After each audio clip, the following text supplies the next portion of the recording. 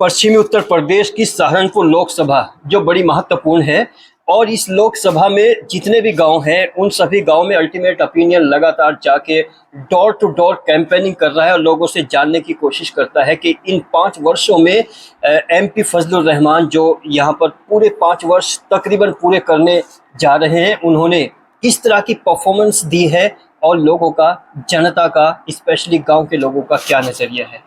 Welcome. बताइए कि इन 5 वर्षों में आप ये जो एमपी का कार्यकाल रहा है वो किस तरह का रहा है। सर देखिए, यहाँ 5 सालों से जो रहा है मामला, 5 सालों से हाजी फजलुर रहमान साहब ने आके यहाँ कुछ नहीं देखा। कार्यकाल तो है कि एमपी साहब ने बनाए थे, 90% लोगों ने यहाँ पे दिया था इन्हें। बाकी आज तक 5 सालों में कोई विकास नहीं किया, किसी तरह का भी कोई विकास यहाँ पे नहीं हुआ है। कितना परसेंट वोटिंग हुआ इस गाँव से? लगभग यहाँ से हाजी फजलुर रहमान की उसमें 80-85% वोट जो है ना हाजी फजलुर रहमान साहब को गया था। अच्छा, जब वो इलेक्शन चल रहा था, वोटिंग का था, उस वक्त कोई आश्वासन, कोई वादे कुछ था या आपने अपने आप को बस ऐसे थोप दिया हाजी फजलुर रहमान के ऊपर? नहीं, वादे तो सर होते हैं, ये नेता ऐसा तो कोई भी नहीं होता। वादे तो होते हैं भाई, विकास भी कराएंगे, हर एक चीज को सामने रखेंगे, मतलब इस तरीके के लेके किए गए थे वादे भी कि आएंगे, हर मुसीबत में खड़े भी होंगे आपके साथ में। बाकी कोई नहीं इस तरह। उस टाइम पे उनके भतीजे एक आध बार आए, बाकी अच्छा, उसके बाद हाजी फजलुर रहमान नहीं पहुंचे? नहीं। मतलब देखो, उस टाइम पे एक तो मेन मुद्दा जो गांव का था ये था कि भाई अगर सीट निकाल सके तो हाजी फजलुर रहमान साहब निकाल सके। सभी का रुझान इस तरफ ही जा रहा था, एक तरीके से लोगों का रुझान जो है ना इस तरफ बन गया था पूरे तरीके से। तो इसी बात को लेकर यानी वो समय ये था कि उसमें कैंडिडेट की क्रेडिबिलिटी ना देख के पार्टी बेस उसको सपोर्ट किया गया। बिल्कुल 100% है सर। जो चीज बिना मांगे मिल जाए किसी को, उसका हकीकत में कोई वो नहीं हो पाता बिल्कुल भी।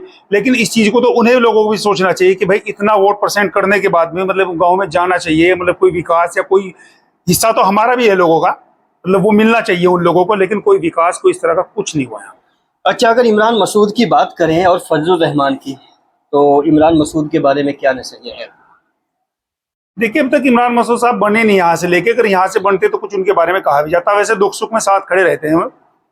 बताइए क्या कहना चाहेंगे आप अपनी लोकसभा सहारनपुर के बारे में? भाई हमारे से जब पार्टी ही थी, जिससे जो खिला था हमारी पार्टी ही थी।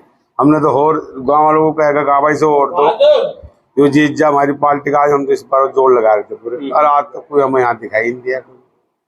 तो ये आपने जो फैसला किया था वो सही किया था या गलत किया था? हमने सही किया था, मगर भाई इन लोगों को कहेगा भाई वोट दे दो, सब फजलू को दे दो भाई। किस बेस पे वोट दिलवाया था आपने?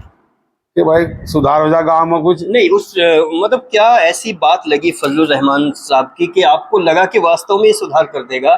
किस पॉइंट पे, किस बेस पे आपने वोटिंग किया? तो नया चेहरा आता ना, मैं नया चेहरा काम करवावा ज्यादा।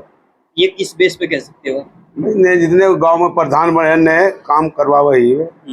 इस बार जो सहारनपुर लोकसभा है उसमें कौन कौन से चेहरे टक्कर पे आ सकते हैं अलग अलग पार्टी को लेकर?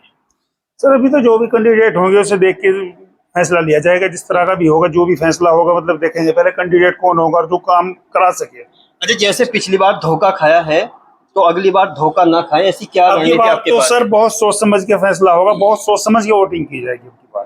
पूरे गांव की? पूरे गांव की। अपने गांव का नाम मेंशन कीजिए। हमारे गांव का नाम सोहनचिड़ा है, मेरा नाम मोहम्मद नवाब है। और इंशाल्लाह हम कोशिश करेंगे पूरा गांव हमारा, वैसे तो पूरे गांव में पहले से ही है कि हमारा पूरा गांव एक ही तरफ जाता है। मतलब उसे देख के कोई पार्टी बेस इतना बड़ा नहीं होता है यहाँ पे कि अच्छा चेहरा हो जो गांव का विकास करा सके, उसे ही वोट दिया जाता है। अच्छा, इस बार सेंटर में कौन सा चेहरा एज अ प्राइम मिनिस्टर देखना चाहते हैं? तो राहुल गांधी। क्या खास बात है? राहुल गांधी ने कहीं भी किसानों की लेकर भी घोषणा की थी, पीछे जहाँ पे बने हो वो भी उनके जो भी मतलब उन्होंने डिमांड रखी थी किसानों, या उनके जो घोषणा पत्र में था उसे बैठने के 2-3 घंटे के बाद या 4 घंटे के बाद में उन्होंने क्लियर कर दिया। अच्छा, राहुल गांधी जैसे इंडिया अलायंस बना है, इतने सारे दल उसमें शामिल हैं, तो आपको क्या लगता है लास्ट तक ये दल लगातार साथ जुड़े रहेंगे? नहीं सर, मुझे नहीं लगता। क्या क्या खामियां लगती है? मुझे नहीं लगता, क्योंकि देखो साथ तो एक परिवार भी नहीं रह पाता आज के टाइम में। ये तो पूरा हिंदुस्तान जुड़ा हुआ है साथ में, तो कैसे रह सकता है? एक परिवार भी नहीं रह सकता साथ में, तो मुश्किल लगता है। मुश्किल लगता है।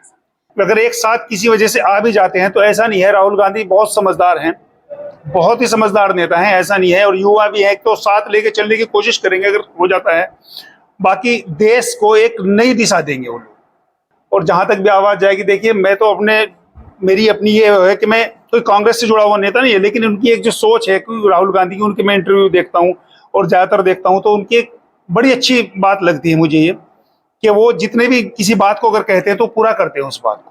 और ये यहाँ पर कुछ ग्रामीण लोग हैं जो अपनी राय रखते हैं, लेकिन एक शख्स हैं जो बताते हैं कि वास्तव में इस बार जो सेंटर है, सेंटर में जो चेहरा है वो राहुल गांधी का ये पसंद करते हैं।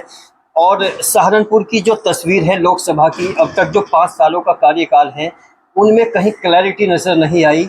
और पिछली बार इन्होंने एक सपोर्ट करके किसी खास कैंडिडेट को, बड़ा इनको अफसोस है, कहते हैं कि इस बार जो भी फैसला होगा बड़ा सोच समझ कर होगा और इस बार के फैसले में कोई मिस्टेक नहीं होगी, कोई कोताही नहीं होगी।